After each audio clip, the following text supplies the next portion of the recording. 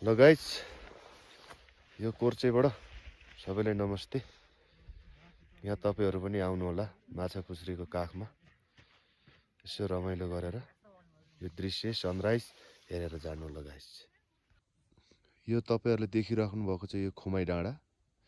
यहाँबाट यता कोर्चेबाट मैले खिचिरहेको छु।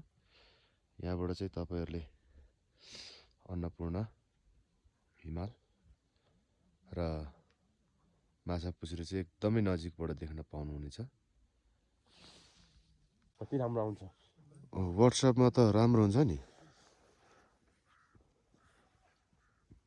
जुमसुम नगरी नेचुरल खिच्दिएको के।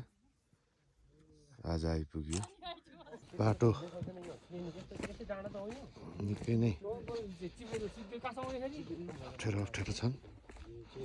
हामी चाहिँ झर्दैछौँ अब।